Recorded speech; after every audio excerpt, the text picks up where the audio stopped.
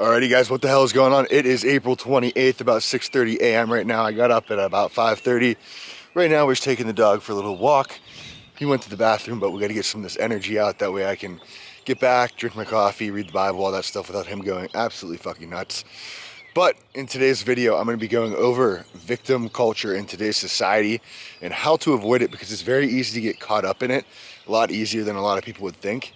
A lot of people don't even realize they are victimizing themselves when they are in their day-to-day lives. And victimizing yourself is the ultimate way to lose control of your life and never achieve your goals or get anywhere you want to in life. Other than that, today is a rest day. So today is my day to relax, chill out, go to church, and just kind of reset and get ready for the week so we can go another week, balls to the walls, giving it our fucking everything. I do have check-ins with my coach I got to do this morning as well before I eat or drink anything. So I'll probably record that for you guys. And if you don't have a coach and you're trying to reach your fitness goals and you haven't been able to on your own, I highly recommend getting one. I do online coaching. That's my full-time job. And if you are interested, the link is in my Instagram bio, Seth Krug Fit.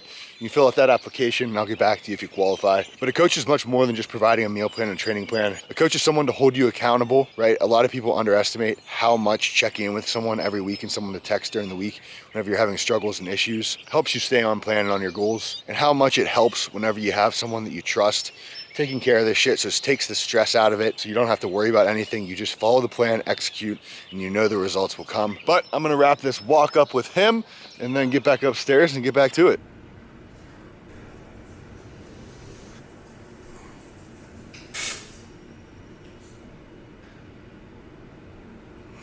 Going on, guys? On my way to church right now, and I just had a random ass thought that I would share with you guys, and it is a little bit of dating advice. So we all know complacency kills, right? Not a lot of guys realize complacency in your relationship will kill your relationship and kill the sex in your relationship as well. A lot of guys get comfortable in their relationship. They stop putting conscious effort into their relationship and making sure that their girlfriend or wife still views them as masculine, as the man, right? And they kind of become just another one of their wife or girlfriend's girlfriends, you know? She loves him, but not in the same way, you know what I mean? She doesn't have passion for him, that's what it is.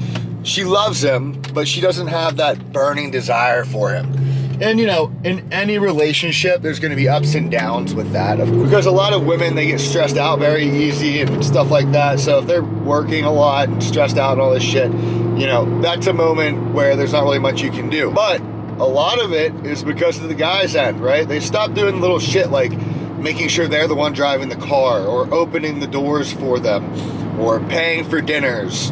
And they start to show a little bit too much of their emotions. And look, I think it's good to be capable of communicating your emotions and how you're feeling to the woman you're with, but you have to be able to do it in a way that it doesn't make her stressed or begin to worry or to view you as weak, right? So let's say I'm dealing with a little bit of depression, for example. I'm not gonna go to her crying about it and showing her that I can't handle it. I'm gonna tell her, hey, look, I just wanted to let you know in case I'm acting a little bit weird or different. You know, I'm just going through some stuff mentally right now. I can get through it. You don't have to worry or anything like that.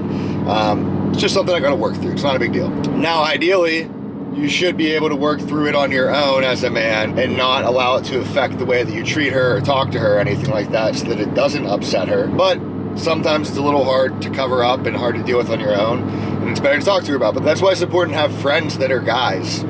Or if you don't have guys that are friends, a therapist that you can talk to about that kind of shit, so you don't even have to bring it up to her. Because 9 times out of 10, it's going to stress her out, and she's gonna start to worry about it and think that she has to take care of you and take on that masculine role. And stuff like that is gonna kill her sex drive towards you. But you see it all the time, you know? Guys will start dating a girl, and they're fucking a ton in the first couple months, and then slowly it starts to slow down a lot. And it's 9 times out of 10, not because of the guy, right? It's almost always because the girl just stops getting the urge to all of a sudden for no apparent reason. It used to not matter, you know, if she was feeling a little sick or this or that, you know, she wanted you bad. And then slowly it starts to go away, right? So then you got to ask yourself, what changed? Whenever you guys first started talking, she didn't really actually know you that well. Did you portray a disciplined, hardworking, badass, you know, masculine man, and then she got to know you better and started to realize that you're none of those things? That could be it. And now she just loves you like a friend, you know, and she doesn't feel as sexually attracted to you. Sure, she might have moments where she does, but not like before. Or she might just give it up because she knows she needs to. But yeah, that's just something that I'd be aware of if you're in a relationship.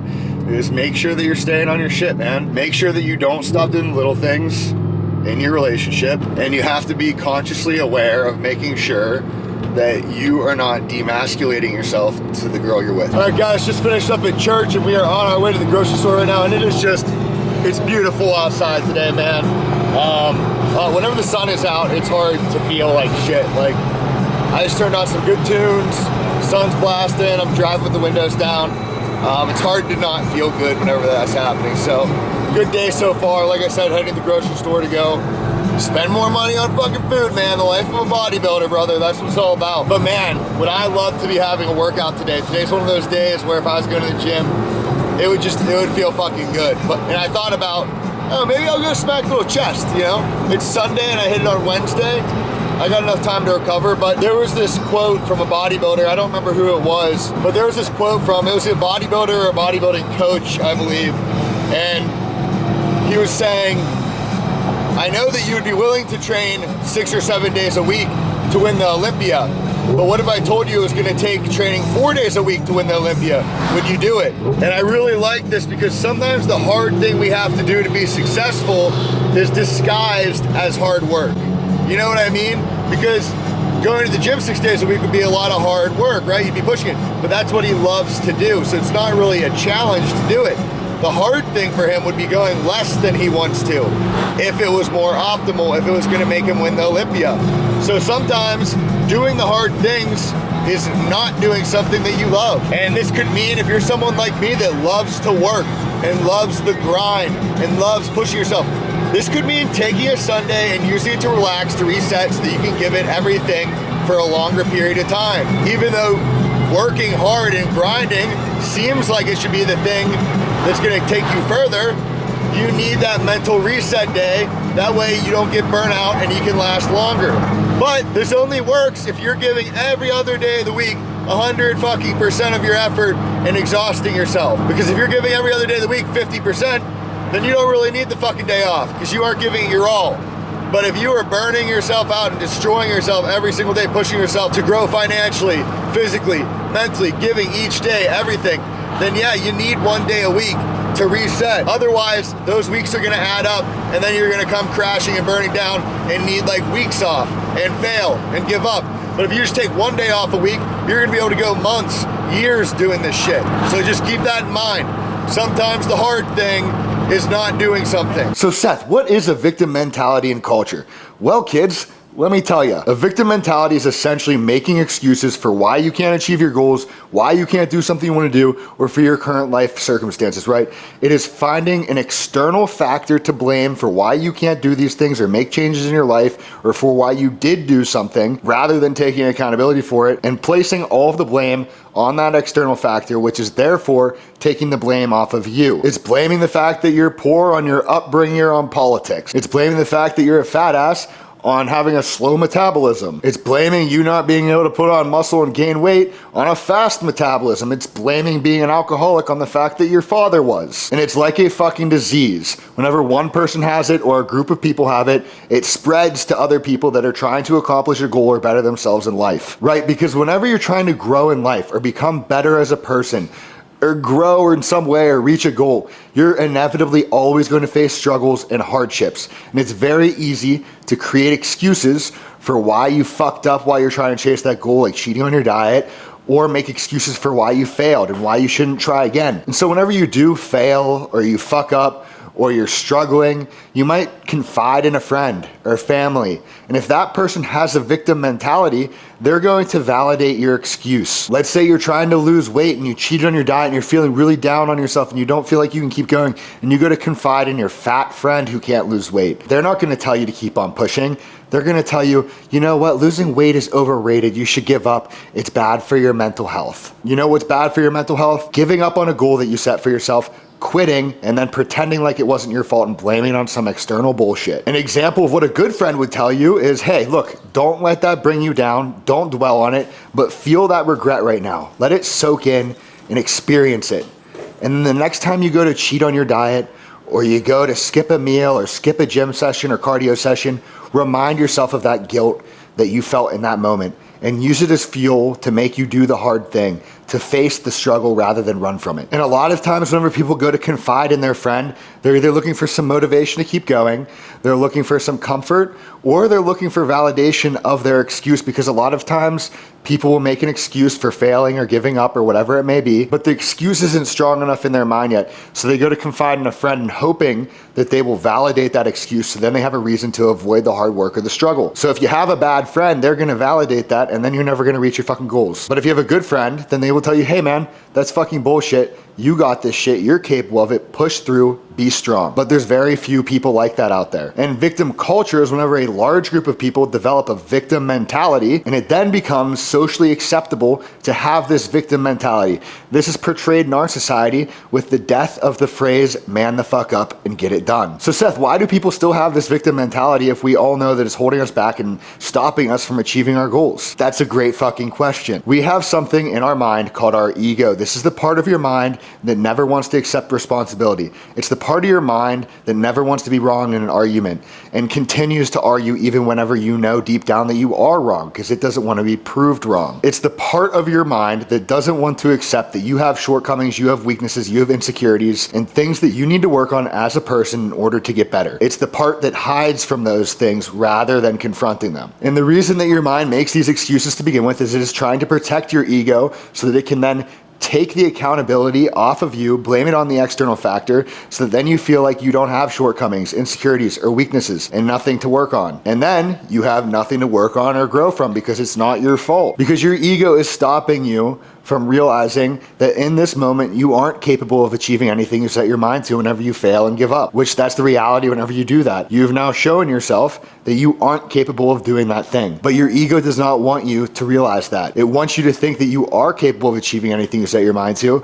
It's just that these external factors are stopping you. That's why whenever you see somebody that has been very successful and has gotten through a lot of adversity and struggle and still is successful, people will say they're lucky because they don't want to accept the fact that that person was just mentally stronger than them, took accountability for their lives, and actually got shit done rather than making excuses. So they blame it on luck because they don't want their ego to get hurt, because that person is living proof now that they are capable of doing that shit. They just don't have the discipline or work ethic or whatever to get it done. You have to understand that your ego wants to avoid struggle and find comfort in everything. It's a lot easier and more comfortable to blame the reason why you failed and gave up on some external factor that's out of your control, so now you don't have to worry about it, than it is to take accountability of your weaknesses, shortcomings, insecurities, and then have to go through more struggle and adversity in order to fix them. Because let's be honest, it sucks having to admit you're wrong sometimes. It sucks having to admit that you had a moment of weakness.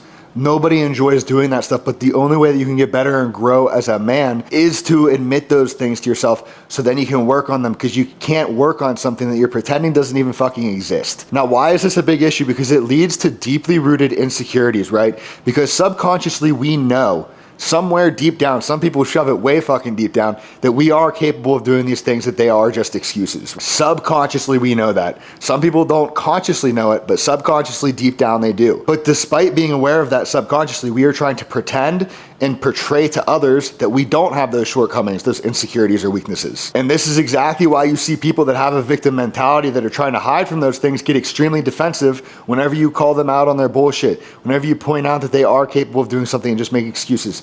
They get defensive because their mind is trying to defend their ego and validate that excuse, and the fact that you can see through their bullshit makes them get defensive because they're insecure about it. Or you being successful despite your even worse circumstances is shining a light, a giant spotlight on their shortcomings and weaknesses and insecurities, and showing everyone around them that they're just weak fucking minded. Their excuse wasn't valid. And so they get defensive, they get insecure, and they start being assholes online to people that have accomplished things whenever they had to go through far worse struggles to get there, because they are trying to dim that spotlight that is on their weaknesses and insecurities so that nobody can see them anymore. So Seth, how do I fix my victim mentality and how do I avoid it altogether? Well, that is also a fantastic fucking question. And this is what we call taking extreme accountability. Essentially what this is finding a way to blame yourself in every situation and scenario. Because if you find a way to blame yourself, you find a shortcoming, something you need to work on, then you have something to work on. You have a way to grow because you have found a weakness, you've found a shortcoming and insecurity, and now you can take extreme action to grow in that aspect of your life. Because like we said earlier, if you do not see an area where you need to grow because you're hiding from it, you cannot grow because you have nothing to fix. And that is oftentimes why you see people with victim mentalities never become better. They never grow in any regard in life because they're pretending that the things that they need to grow in aren't even there. But taking extreme accountability is only part of the equation. You need to take extreme action along with this. Otherwise, you're just aware that you have an insecurity, shortcoming, or weakness, and it's just sitting there, and you're aware of it, but you're not doing anything to change it. You need to take that extreme action on that knowledge now and start working to change it and become better in that aspect of your life. And a great way to start taking extreme accountability in your life and getting away from that victim mentality is set a goal for yourself, write that goal down every morning, and then at the end of the day, write down everything that you did to bring yourself closer to that goal, and then write down everything that moved you further away from that goal. Whenever you write down the parts that took you further away from that goal, write down next to them what you can do tomorrow to be better and to grow, and take accountability for those things that you did that took you further from your goal. And this can be something as simple as spending an hour watching TikTok. That's wasting time that you could be spending doing something productive to bring you closer to your goal. And whenever you find yourself making an excuse, which you will, but now that you're aware that your mind is going to try to make excuses